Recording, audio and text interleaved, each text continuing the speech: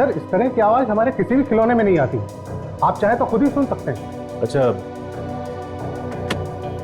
ये बताइए कि ये इस ब्रीफ केस को पहचानते हैं आप? ये ब्रीफ केस?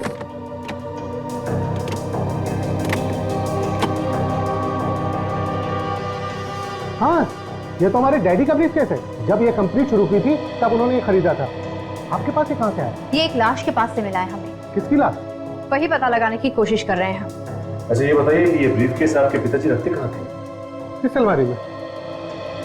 ये अलमारी देख सकते हैं? सर जिस आदमी के पास इस अलमारी की चाबी है वो आया नहीं है। कौन है ये आदमी? नीलेश। 2-3 रोज से वो काम पर नहीं आ रहा है। 2-3 दिन से नहीं आ रहा? जरूर कुछ गड़बड़ है। उसका एड्रेस दे सकते हैं आप?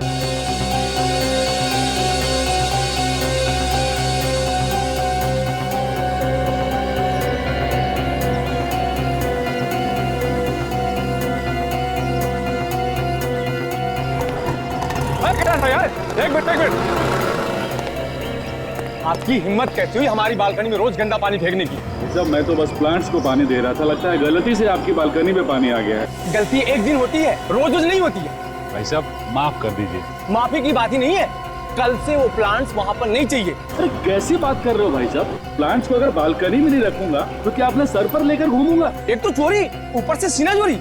मैं कल ही बिल्डिंग के सेक्रेटरी से तुम्हारी शिकायत करूंगा। अरे क्या कर लेगा वो? जा बोल दे, जो करना है कर ले जा। Oh my God!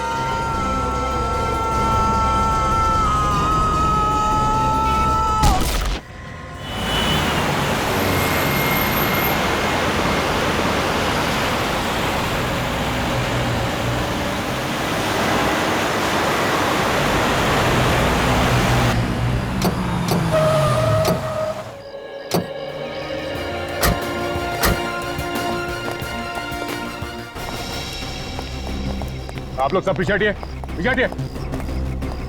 फोन किसने किया था आप में से? सर मैंने फोन किया था आपको।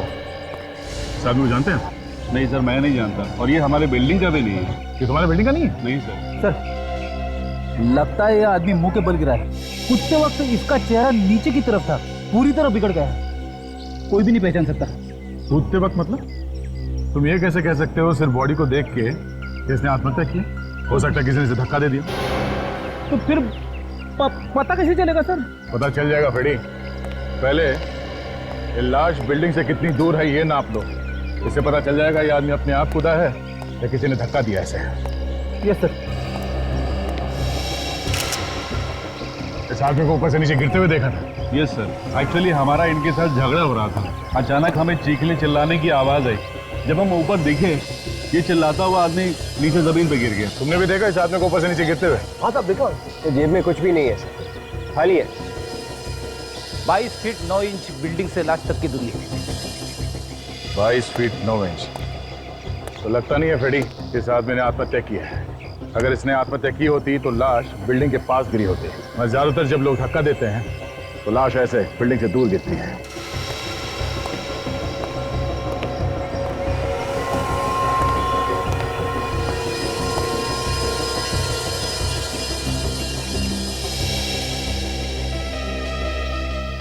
एक अजीब बात यह है कि आदमी बाहर से आके यहाँ इस बिल्डिंग में इसने आत्महत्या की थी। सर मैं आपसे कुछ कहना चाहता हूँ। हाँ बोलो, क्या बात है? मैंने इस आदमी को देखा था सर। देखा था? कहाँ पे? इस बिल्डिंग में घुसते हुए, यही कोई करीबन 2 घंटे पहले की बात है। अच्छा ये अकेला था या इसके साथ में कोई और भी था? अकेला ही था, लेकिन हाँ इसके हाथ में एक ब्रीफ केस था। तो कहाँ गया वो ब्रीफकेस? ये तो मालूम नहीं। आप लोगों ने गिरते वक्त इसके हाथ में ब्रीफकेस देखा था? नहीं सर। आपने? नहीं सर कहीं ऐसा तो नहीं कि इसने वो ब्रीफकेस बिल्डिंग में ही कहीं छोड़ दिया हो? ये यहाँ पे आया था तो शायद किसी से मिलने आया हो, उसी को दे दिया हो। छत पे भी हो सकता है सर, कूदने से पहले कोने में रख दिया होगा कहीं पे। हो सकता है। तो देख, लाश को फॉरेंसिक लैब में भिजवाने का इंतजाम करो। और तुम उस बैग को पहचान लोगे ना? जी पहचान लूंगा। ओके।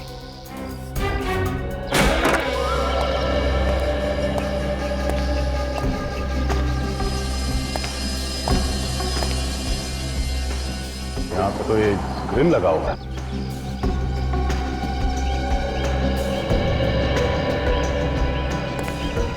दीवार की हाइट इतनी है कि यहाँ से तो फेंक नहीं सकता या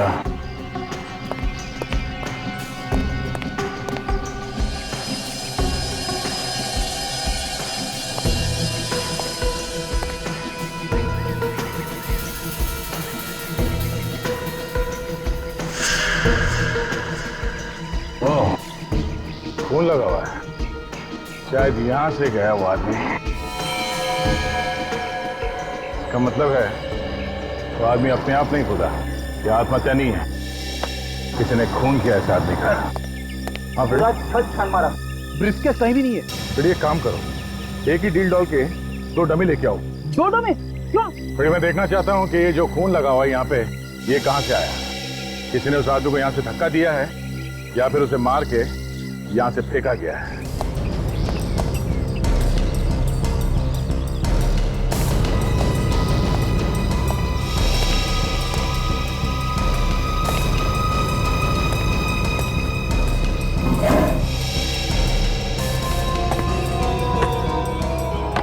क्या ये यही बैग था? हटिए हटिए, पीछे हटिए सब लोग, हटो पीछे हटो, पीछे हटो।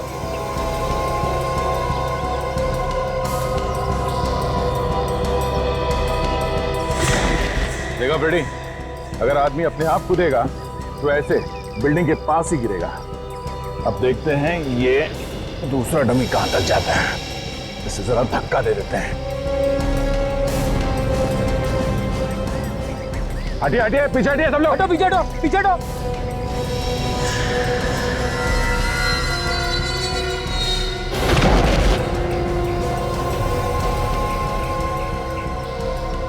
है ना फ्रेडी?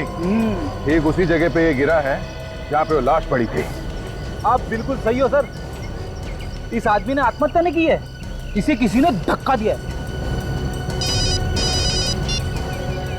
अबे वो बैग मिल गया है सर, लेकिन टूटा हुआ है सर। इस ब्रीफकेस में जरूर कुछ ऐसा होगा जिसकी वजह से मरने वाले आदमी का झगड़ा हुआ किसी के साथ और उसने उसे धक्का दे दिया। सर कहीं ऐसा तो नहीं कि ब्रीफकेस में कुछ पैसे रखे हो? ना, हो सकते हैं पैसे, हो सकते हैं कोई बड़े काम की चीज हो सकती है। सर अगर उसे पैसे ले ही जाने थे तो ब्रीफकेस के साथ ले जाता, लेकिन उसने ऐसा नहीं किया। पैसे तो ले गया लेकिन ब्रीफकेस को तोड़ के फेंक दिया। उस आदमी का दिमाग तो खराब नहीं हुआ ना सर? फ्रेडी, अगर वो ब्रीफकेस लेके बिल्डिंग से बाहर निकलता तो किसी न किसी को शक हो जाता, इसलिए उसने ब्रीफकेस में से सामान निकाला और फेंक दिया ब्रीफकेस। सर आगे कुछ दिख गया क्या? हाँ सर, ये देखिए, ये तो किसी ने अपने नाम का स्टिकर लगा रखा है। इस पर लिखा है USHAN, ओशन। स्टिकर आधा है। सर इसमें तो कुछ गम जैसा लगा हुआ है। देखिए सर ये भी बना। ये क्या हो सकता है? ये तो किसी मशीन का पार्ट लगता है। मतलब इस ब्रीफकेस में कोई मशीन रखी हुई थी? तो हो सकता है ये जो नाम लिखा हुआ है, ये ओशन, ये किसी कंपनी का नाम है और इन लेटर से हम कंपनी ढूंढ सकते हैं। हाँ सर, अब हाँ, हम अभी उसी के बारे में बात कर रहे थे सर। हाँ ओह ठीक है सर, जैसे कुछ पता चलता है हम आपको बता देंगे। ओके सर, या ठीक है। इसी साहब का फोन था दिल्ली से, एमएमएस वाले खूनी के बारे में पूछ रहे थे, कुछ पता चला है या नहीं? इस एमएमएस वाले खूनी ने तो बवाल मचा रखा है हर जगह। इसी साहब बता रहे थे कि दिल्ली में भी इस खूनी ने एक म्यूजिक डायरेक्टर का खून कर दिया है। माय गॉड, पहले एक्टर, फिर सिंगर, अब ये म्यूजिक डायरेक्टर। ये खूनी टीवी और फिल्म वाले लोगों के पीछे पड़ा है क्या? मगर सर इस एमएमएस का क्या मतलब है? एमएमएस मतलब मौत। खूनी जिसे मारना चाहता है उसका एमएमएस बनाता है। सर ये तो खुला चैलेंज है खून करने का। इसी साहब बता रहे थे कि दिल्ली चेन्नई के बाद अब उसका निशाना मुंबई है। Ragini MMS? Ragini MMS? Sir इस नाम की एक फिल्म बनी है जो 13 मई को रिलीज हो रही है। एकता कपूर ने इस फिल्म को प्रोड्यूस की है सर। फिर तो हम लोगों को होशियार रहना चाहिए, कहीं खूनी का अगला निशाना एकता कपूर तो नहीं।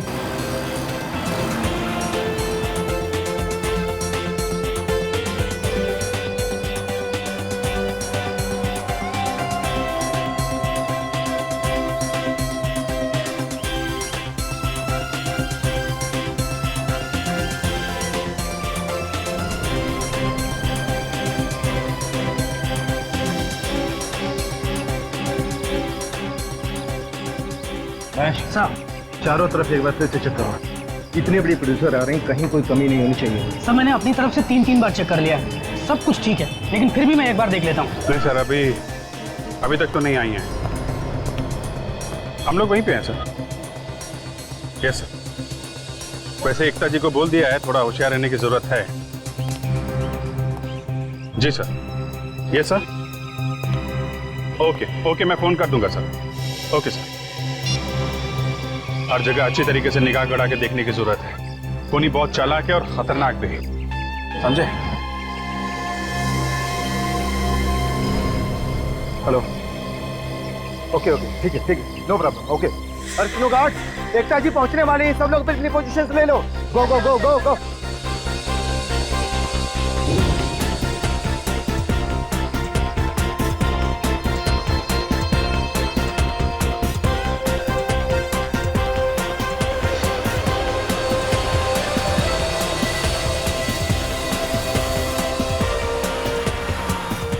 एकता जी के साथ साथ भीड़ पे भी नजर रखो, हैं?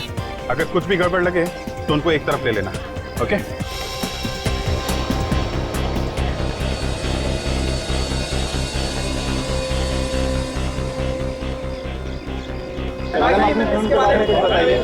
देखिए, सब कुछ यहाँ पूछेंगे या फिर अंदर? मैडम कुछ तो बताइए, आपकी फिल्म का बेस क्या है मैडम? तारीफ है मैडम, ये आपके सब्जेक्ट क्या है मैम आपकी फिल्म का? प्लीज कुछ तो बताइए मैम, प्लीज। मुझे आने में कोई देरी तो नहीं हुई? नहीं, बिल्कुल नहीं। लेकिन वैसे भी जब भी आप आती हैं, वही सही टाइम होता है। आइए प्लीज आइए।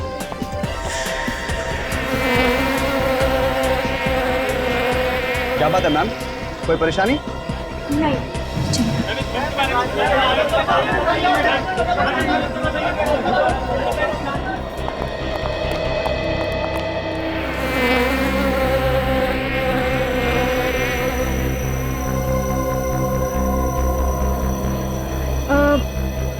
तुमने ये आवाज सुनी? किस तरह की आवाज? भिनभिनाने की, मक्खी के भिनभिनाने की। अजीब सी आवाज है। नहीं मैम। तो मुझे भी सुनाई दे रही है। चलो।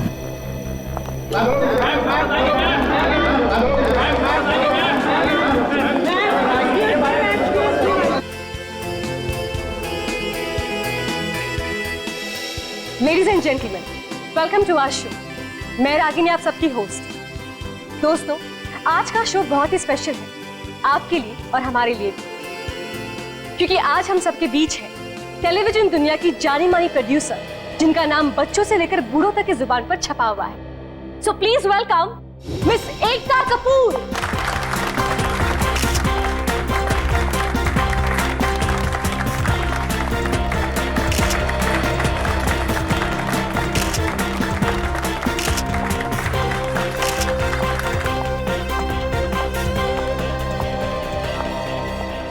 Hello ma'am, nice to meet you.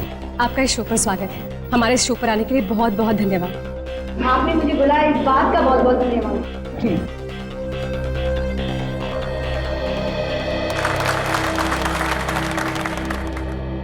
एकता जी, आपकी एक नई फिल्म आ रही है, रागिनी एमएमएस। बहुत चर्चा है इस फिल्म के बारे में, हमें प्लीज इस फिल्म के बारे में बताइए। इत्तेफाक की बात तो देखिए, आपका नाम भी रागिनी और फिल्म का नाम भी रागिनी एमएमएस। भगवान करे इससे ज्यादा कोई इत्तेफाक ना निकले।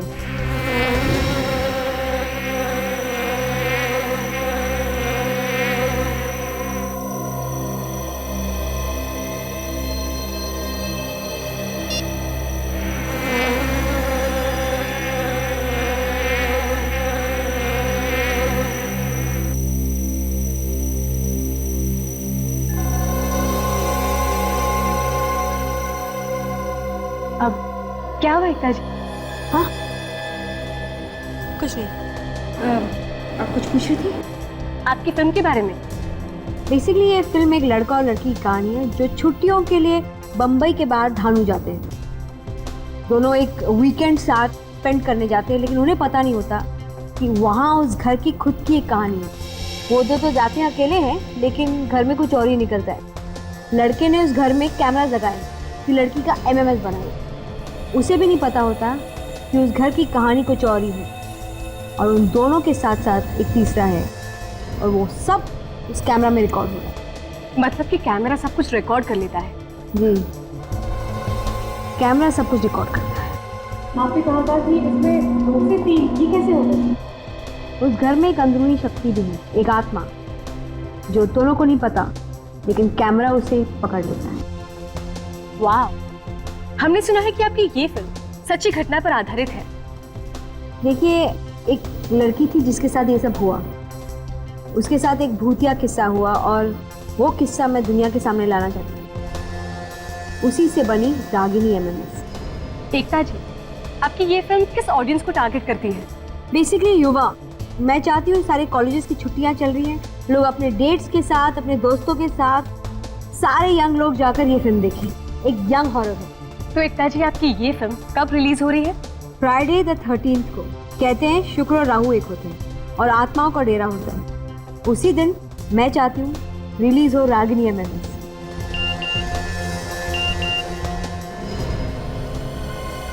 रागिनी एमएमएस। कहते हैं शुक्र और राहु एक होते हैं। ओह माय गॉड, खूनी यही है।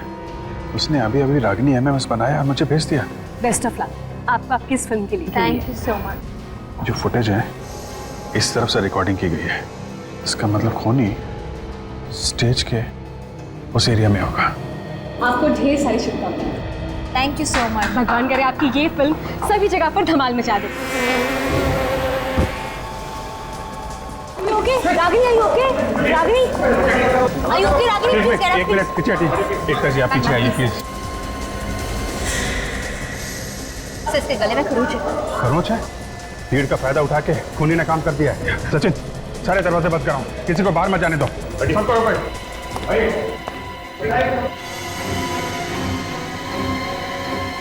सही बेहोश है। बेहोश है? एम्बुलेंस बुलाओ, हॉस्पिटल पहुंचाओ इसे। एकता जी आप ठीक हैं? हाँ, मैं ठीक हूँ। घबराइए मत, सीआईडी आपके साथ है।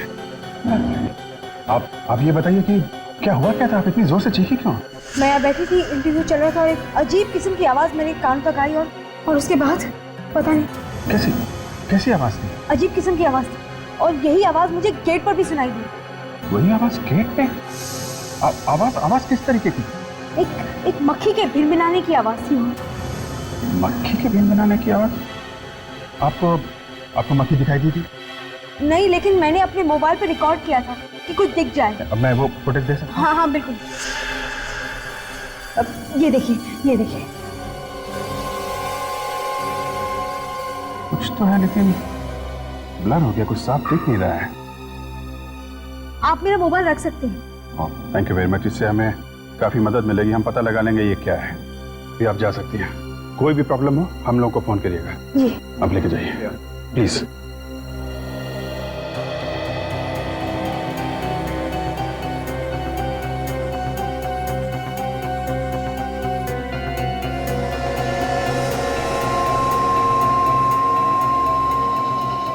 देखो भाई, सब लोग कान खोल के सुन लो।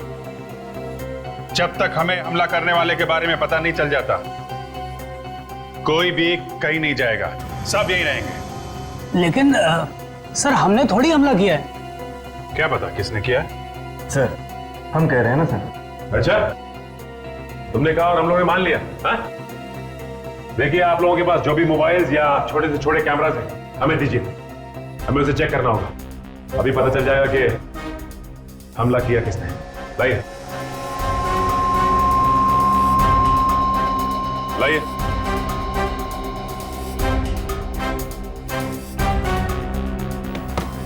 दीजिए।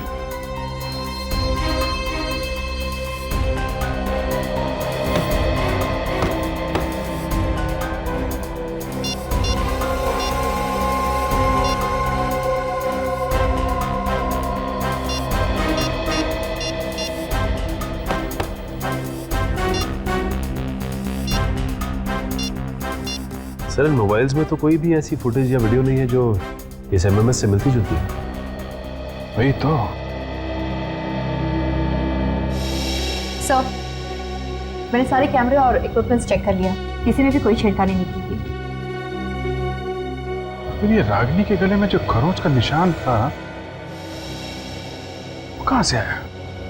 सर, मुझे तो लगता है कि ये हमला करने वाला यहाँ से भाग चुका है सर। तूने बाहर जाने के सारे रास्ते बंद करवाए थे। हाँ सर, यहाँ से तो कोई बाहर नहीं जा सकता। एक काम करो, बाहर जाके देखो कुछ बनता है क्या। अच्छा। कोई तो यहाँ से बाहर गया है। कौन है वो? सर, एकता जी और उनके बॉडीगार्ड्स के अलावा हमारे गार्ड्स ने किसी को भी बाहर नहीं जाने दिया। अच्छा, कितने गार्ड्स हैं आपके? सर 5, ये सामने देख लीजिए।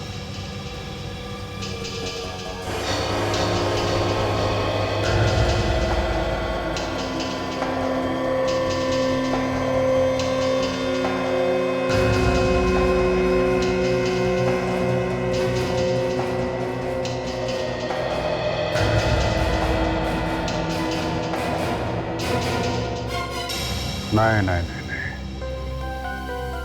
5 गार्ड से ज्यादा गार्ड्स देखे मैंने यहाँ पे। आपके यहाँ पे ये जो शूटिंग चल रही थी ना, उसकी फुटेज दिखाइए हमें। जी सर।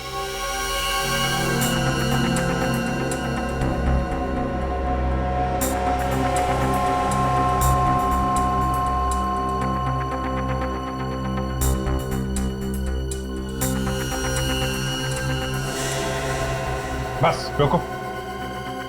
ये क्या है? ये 5 नहीं, 6 गार्ड हैं। लेकिन सर, ये एक गार्ड कहां से आया? ये तो तुम ही बताओ, कहां से आया? सर मैं सच कह रहा हूं, मुझे कुछ नहीं पता कि एक गार्ड कहां से आए।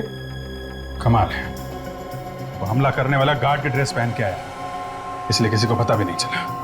सब सर ये देखिए, गार्ड की ड्रेस, ये बाहर डस्टबिन में पड़े हुए थे। सर जैसा हमने सोचा था बिल्कुल वैसा ही हुआ है। हमला करने वाले ने गार्ड के कपड़ों का इस्तेमाल किया है। पर सर एक बात समझ में नहीं आई कि ये गार्ड के कपड़े उस हमला करने वाले के पास कहां से आए? सब पता चल जाएगा सचिन। ये कपड़े हमारे हाथ लग गए हैं ना, ये कपड़े ही हमें उस तक पहुंचाएंगे। हाँ सालों के साथ। क्या आप नहीं कर सकते? सर इस लाश का चेहरा इतना खराब हो चुका है कि दोबारा बनाना मुश्किल है। हाँ तारिका, इसका चेहरा दोबारा बनेगा कैसे? देखो, इसके चेहरे की हड्डियां तो पूरी तरह से टूट गई। कोई ढांचा तो होना चाहिए ना चेहरे पर। क्या हुआ सालुंके साहब? क्या कुछ दिख रहा है एक्सरे में? बॉस, एक्सरे में सिर्फ मायूसी मायूसी दिखाई दे रही है। मतलब चेहरा नहीं बन सकता? नामुमकिन। अरे कुछ तो गुंजाइश होगी। अरे यार, गुंजाइश होती तो बना देता ना। चलिए, चेहरा नहीं बन सकता ना सही, कम से कम आप इतना तो बता सकते हैं कि मौत हुई कैसे, गिरने से या कोई और वजह है? सर हमें इसके हाथ पे कुछ खरोचों के निशान मिले, ये देखिए। खरोच के निशान? मतलब मरने से पहले इसके किसी के साथ हाथापाई हुई है? इसने अपने आप को बचाने की कोशिश की होगी और उसी में ये निशान लग गए होंगे। बिल्कुल बॉस, यही हुआ। और उसी हाथापाई के दौरान खूनी ने इसे धक्का दे दिया। रागिनी के बारे में कुछ पता चला था? उसकी किस्मत अच्छी थी कि वो बच गई, वरना मारने वाले ने तो कोई कसर नहीं छोड़ी थी। रागिनी के गले पे भी खरोच का निशान है, लेकिन ये खास बात है, तो खरोच में हॉस्पिटल वालों को जहर भी मिला है। जहर मिला? मगर ये जहर आया कहां से? हम लोग तो वहीं पे थे। वही पता लगाने की कोशिश कर रहा हूँ विजय। जहर खूनी के नाखूनों में पहले से मौजूद था या उसने बाद में लगाया? अच्छा, ये एकता ने जो मोबाइल दिया था, उससे कुछ पता चला? उसकी फुटेज देख के चेक की, लेकिन कुछ खास पता नहीं चलता यार। उस वीडियो में कुछ दिखा नहीं? दिखता है, साफ साफ दिखाई नहीं देता। अरे वो आवाज है ना, वो मक्खी के भिनभिनाने की, उससे कुछ पता नहीं चल रहा है? अरे लेकिन वो मक्खी है ही नहीं। हा? ये लो, शुरू हो गए। अभी बोलने भिनभिनाने की आवाज है, अब बोलने मक्खी ही नहीं है। भाई वो जो मक्खी है वो असली मक्खी नहीं है, नकली मक्खी। और वो जो आवाज है वो इसलिए है कि उसके पंखों के नीचे एक छोटी सी मोटर लगी हुई। तो मोटर की आवाज है? बिल्कुल। मोटर ढूंढनी पड़ेगी। ढूंढनी पड़ेगी, तभी पता लगेगा कि रागिनी पर हमला कैसे हुआ। तो जो कंपनी से छोटे छोटे मोटर्स बनाते हैं, उनके बारे में पता करते हैं। हाँ, पता करो। और एक खास बात, इतनी छोटी सी मोटर बनाना हर एक के बस की बात नहीं। ये नकली मक्खी इतनी तेजी से उड़ रही थी कि कैमरा भी नहीं पकड़ पाया इसे। नकली मोटर, नकली मक्खी। मैंने तो आज तक ऐसी मशीन कभी नहीं देखी जो मक्खी की आवाज निकालती है। बड़ी मार्केट में नई नई टेक्निक्स आ गई हैं। ऐसे ऐसे मोटर्स बनते हैं मार्केट में जो अलग अलग तरह की आवाज करते हैं। हाँ, कुछ पता चला उन कंपनीज के बारे में जो मोटर बनाती है? हाँ सर, ये 5 नाम है sir. Toys today, MK company, super toys, Kulbhushan and sons and magic carpet toys. एक मिनट जरा फिर से पढ़ना। ये toys today, MK company, super toys, Kulbhushan and sons, magic carpet toys. Kulbhushan and sons के आखिरी 5 अक्षर वही हैं जो उस ब्रीफकेस के अंदर लिखा हुआ था, भूषण, कुलभूषण। मतलब एकता कपूर ने जो मोटर की आवाज सुनी थी वो इसी कंपनी का था, और वो जो टूटा हुआ ब्रीफकेस हमें लाश के पास से मिला था वो भी इसी कंपनी का। क्या ये दोनों केसेस एक दूसरे से जुड़े हुए हैं? Abhijit, Kulbhushan and sons company में चल के देखते हैं, वहीं से पता चलेगा इस मक्खी की आवाज वाले मोटर का।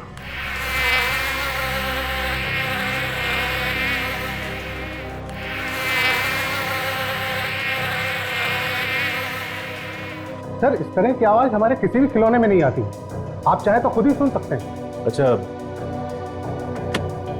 ये बताइए कि ये इस ब्रीफकेस को पहचानते हैं आप? ये ब्रीफकेस?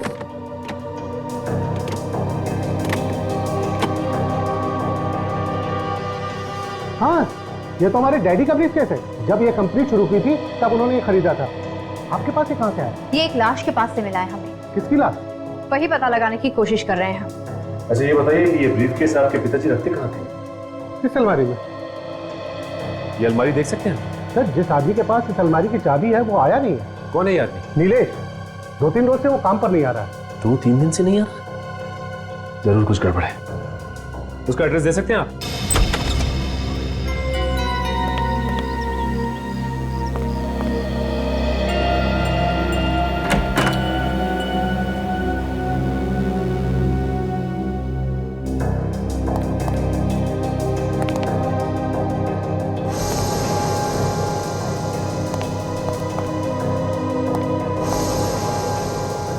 मेरी घर के अंदर है तो है कहां पे?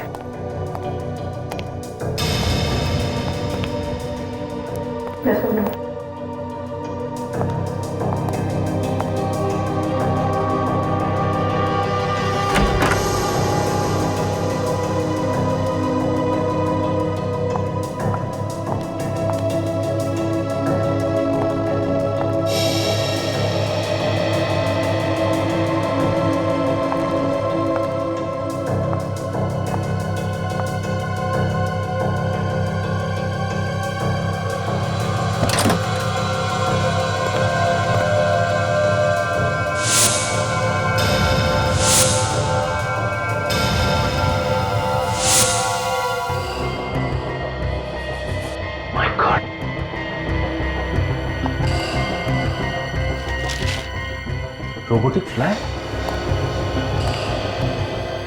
इसका मतलब यहाँ पे ये सब बनता है? नहीं खजरो, सब कुछ नहीं, सिर्फ ये उड़ने वाली मक्खी, इसी से खून किया जाता है। सीरियसली, इस जहरीले पिन से खून किया जा रहा था। क्योंकि इससे आसानी से काम भी हो जाएगा और किसी को पता भी नहीं चलेगा। इसका मतलब एकता कपूर को इसी रोबोटिक मक्खी की आवाज सुनाई दी थी। हाँ काजल, और तो और उन 3 सेलिब्रिटीज का खून भी इसी से किया गया है। पर इसे चलाते कैसे होंगे? काजल, कुछ ना कुछ तो होना चाहिए।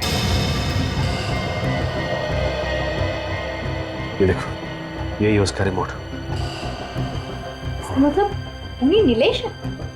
कहाँ काजल, सारे सबूत तो नीलेश की तरफ इशारा कर रहे हैं। वो ब्रीफकेस भी वही लाया और मोटर बनाने की कंपनी में भी काम करता था।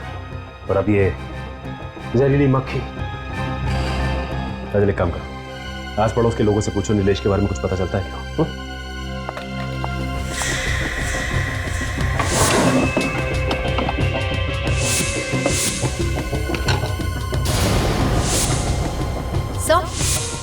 हाँ काजल।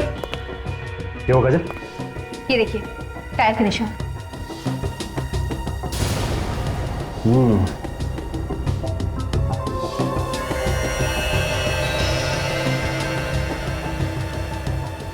ये इसका मतलब यहाँ पे गाड़ी खड़ी हुई थी और ये देखो इंजन ऑयल भी गिरा हुआ है।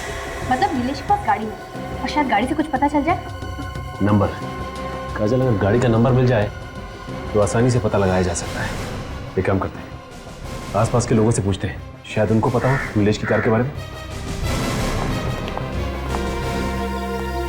एक्सक्यूज मी भाई साहब, ये नीलेश को जानते होंगे ना आप? जी हाँ, मैं जानता हूँ, पड़ोस में रहता है। आप लोग? हम लोग सीआईडी से। ओह सीआईडी, बताइए मैं आप लोगों के लिए क्या कर सकता हूँ? आपको नीलेश की गाड़ी का नंबर याद है क्या? गाड़ी का नंबर तो मालूम नहीं, लेकिन उसके पास सिल्वर रंग की गाड़ी है। गाड़ी के बारे में आप कुछ और बता सकते हैं क्या? वो कुछ दिन पहले अपनी गाड़ी को मैकेनिक के पास ले जा रहा था, कह रहा था चूहे ने उसकी वायर काट दी। कहाँ है वो गैराज? अरे भाई साहब, यहाँ पे कोई बॉस, कोई मालिक वालिक है या फिर ऐसे ही चल रहा है काम? क्या बात कर रहे हैं भाई साहब, है ना? वो देखो वो खड़े, जाइए। सब ठीक है और बढ़िया। चल ठीक है, रखता हूँ, चल बाय बाय। कहिए भाई साहब, कुछ काम था? अच्छा, गाड़ी खराब हो गई। कहाँ है आप लोगों की गाड़ी? गाड़ी यहाँ पे आई थी नीलेश की? मेरा मतलब है नीलेश की गाड़ी यहाँ पे ठीक होने के लिए आई थी कुछ दिन पहले। हाँ सर, आई थी। आप जानते हैं नीलेश को? मैडम, बहुत अच्छे से जानता हूँ, वो हमारा रेगुलर कस्टमर है। लेकिन आप लोग? हम लोग सीआईडी से। सीआईडी से? जी हाँ, सीआईडी से। नीलेश की गाड़ी का नंबर तो याद होगा ना तुम्हें? सर मुझे नंबर याद नहीं है, लेकिन हम लोग कस्टमर का एक रजिस्टर मेंटेन करते हैं, उसमें जरूर लिखा हुआ है। मैं अभी मंगा देता हूँ। सतीश, जरा वो रजिस्टर लेके आना।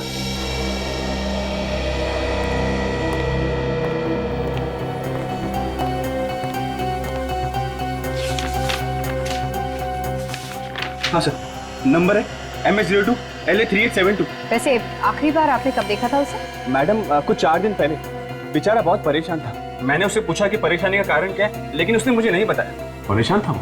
हाँ सर, फोन पे कुछ बात कर रहा था सर। क्या बात कर रहा था फोन पे? सर कुछ झगड़े की बातें कर रहा था सर। फोन पे झगड़ा हो रहा था? अगर झगड़ा हो रहा था तो तुमने सुना होगा ना, क्या बोल रहा था फोन पे? कह रहा था कि उसका झगड़ा हो गया बैंड्रा के किसी इटालियन रेस्टोरेंट में सर, जिसका उद्घाटन बुधवार को हुआ था। थैंक्स।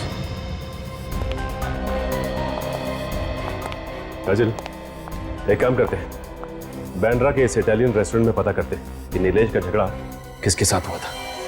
तब तक मैं कंट्रोल रूम में फोन कर देता हूँ नीलेश की कार के बारे में।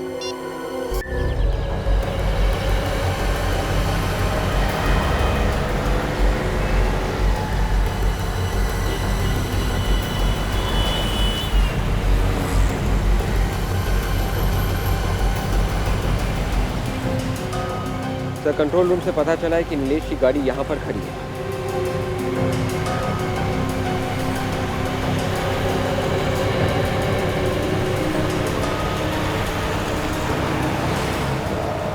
गाड़ी के अंदर तो कुछ नहीं है सर। अंदर जो खोल के देखते हैं सर। गाड़ी को देख के ऐसा लग रहा है ये गाड़ी 2-3 दिन से यहीं पे खड़ी है। समझ में नहीं आ रहा है, गाड़ी को यहाँ छोड़ के नीलेश गायब कहाँ हो गया? पास में वो बिल्डिंग भी है जिसके छत से वो आदमी नीचे गिर के मारा था। कहीं वो नीलेश तो नहीं है? जब तक कोई ठोस सबूत मिल नहीं जाता कुछ बोल नहीं सकता।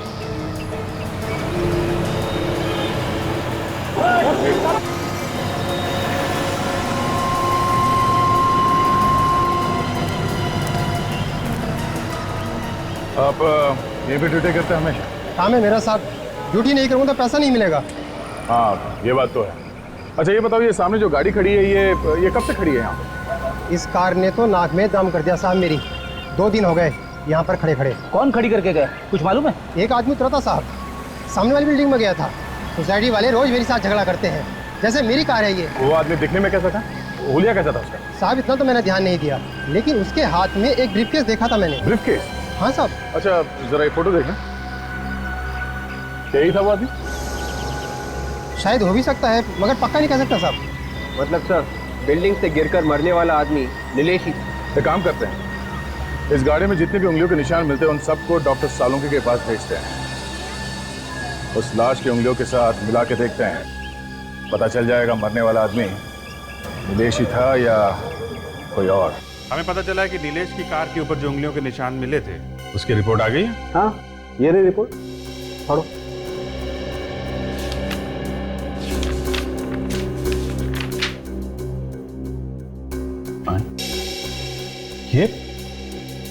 ये कैसे हो सकता है? अब इसमें मैं तो कुछ नहीं कर सकता अभिजीत, रिपोर्ट तुम्हारे सामने।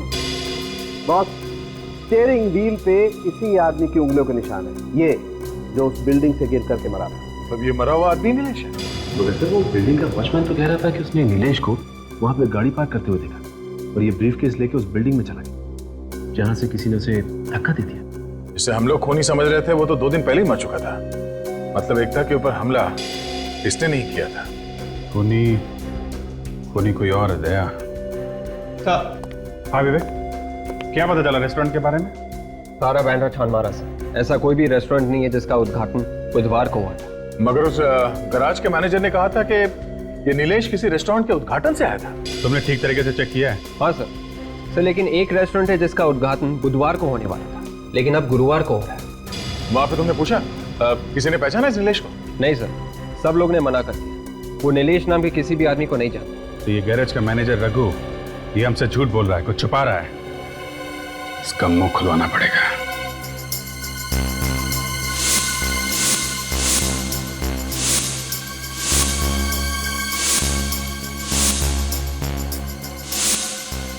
क्या है बॉस, तुम्हारा दिखाई नहीं दे रहा? मालूम नहीं सर, हमने भी नहीं देखा।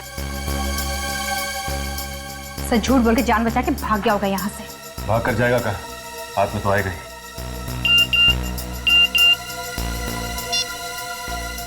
मुझे बचा लो सर, मैं आपके सामने हाथ जोड़ता हूँ। ये मेरा पार्टनर है समीर, सभी खूनों में इसका भी हाथ है। अब डर रहा ये तो रघु है, इस गैराज का मैनेजर। ठीक 15 मिनट बाद ये भगवान को प्यारा हो जाएगा। ओह माय गॉड, ये तो समीर भी खूनी से मिला हुआ है। हाँ सर, वो किसी को कुछ बता ना दे, इसलिए खूनी इसकी जान लेना चाहता है। मतलब इसने समीर को किडनैप किया हुआ है। सर हमारे पास बहुत कम वक्त है, हमें जल्द से जल्द यहाँ पहुँचना होगा, वरना ये रघु समीर का खून कर देगा। हाँ काजल, मैं अभी जी सर को फोन लगाता हूँ और ये एमएमएस भी भेज देता हूँ उनको। Hello sir.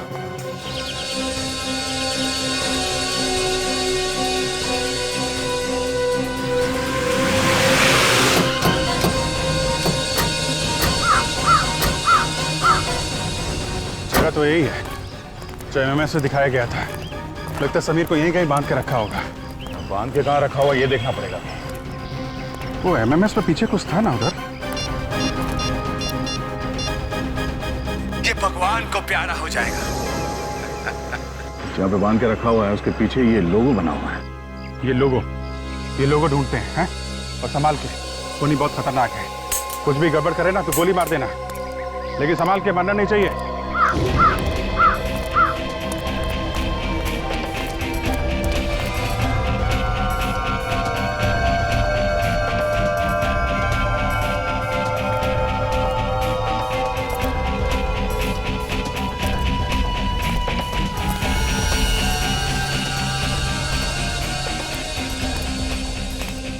एमएमएस भेजे हुए 12 मिनट हो चुके हैं। हमारे साथ सिर्फ 3 मिनट बचे उसे बचाने के लिए। तो वो खून ऐसे कर क्यों रहा है? मरते हुए लोग कौन कैसे तड़पता है ये देखने की आदत होगी उसे अच्छा लगता है। कोई मेनियाक है ये। काफी पुरानी मिल लग रही है सर। हाँ, तभी तो जंग लगी मशीनें पड़ी हैं।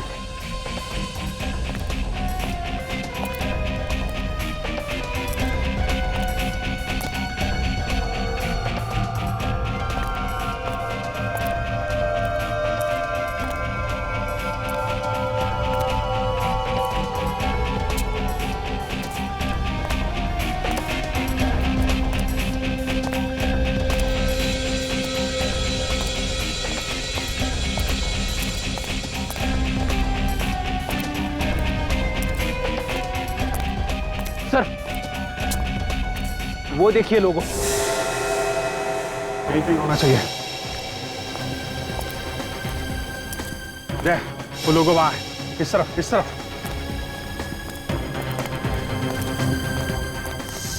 ये रहा। मुझे बचा लो सर, मुझे बचा लो सर, सर मैं हाथ जोड़ता हूँ सर, मुझे बचा लो सर। अच्छा, जब अपने जान पे बनाई है तो रो रहा है। दूसरों की जान लेते समय नहीं सोचा था तूने? नहीं सर, मैंने किसी की जान नहीं ली सर। यार ये तो मानने को ही तैयार नहीं। क्या करें? छोड़ देते हैं इसे यहीं पे लटकने दो। चलो। अरे कहाँ जा रहे हैं सर, कहाँ जा रहे हैं? मैं अपने सारे गुनाह को बोलने के लिए तैयार हूँ सर। ठीक है, मुझे बचा लीजिए सर, मुझे कुछ करो यार, कुछ करो यार।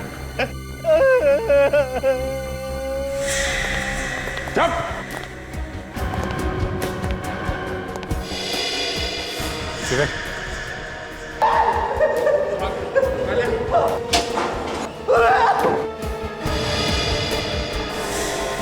मानना पड़ेगा इन सीआईडी वालों को, वक्त के पहले ही पहुंच गए। लेकिन अब देखता हूं कि ये कहां से बच के जाते हैं। Thank you so much sir, आप लोगों ने मेरी जान बचा ली। बस ड्रामा बंद कर। ये बता वो कहाँ है जिसने ये सब किया है? आप लोगों के आने से पहले वो यही था सर। यही था? रेडी, पकड़ के रखे सर। सर मैंने कुछ नहीं किया सर।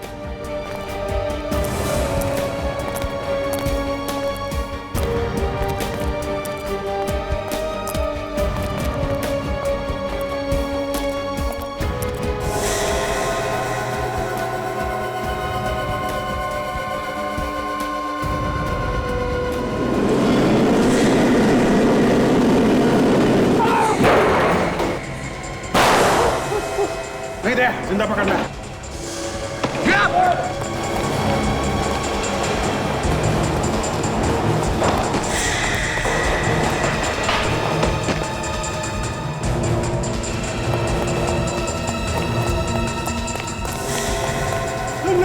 मुझे छोड़ दीजिए, मुझे छोड़ दीजिए। बिना जवाब दिए कहाँ भाग रहा है?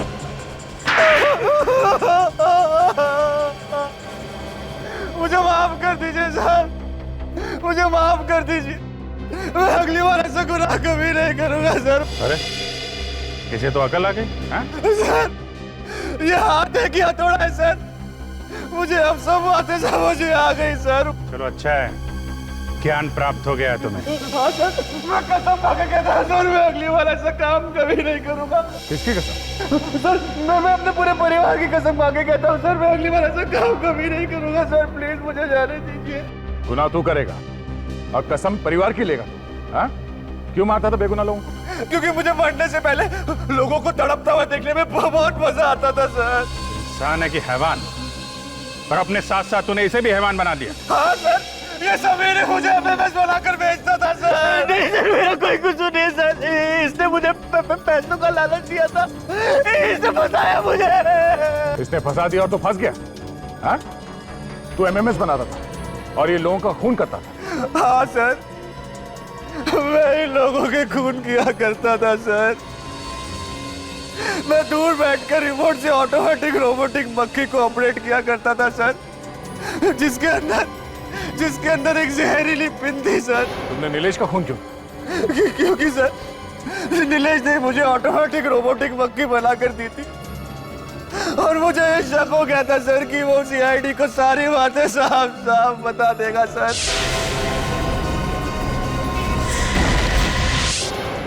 इसके लिए मैंने उसे मार दिया सर। एकता कपूर पे भी तुम्ही ने हमला किया था? जी सर, एकता जी पे भी मैंने हमला किया था सर, लेकिन जब वहां पे बवाल हो गया तो मैं वहां से भाग निकला सर। मुझे माफ कर दीजिए प्लीज सर। 3 खून किए हैं तुम लोगों ने, एक ने मजे के लिए और दूसरे ने पैसों के लिए। अब जिंदगी भर जेल में बैठ के तुम पैसे गिनना और तुम मजे करना, फांसी का ऑर्डर आने तक।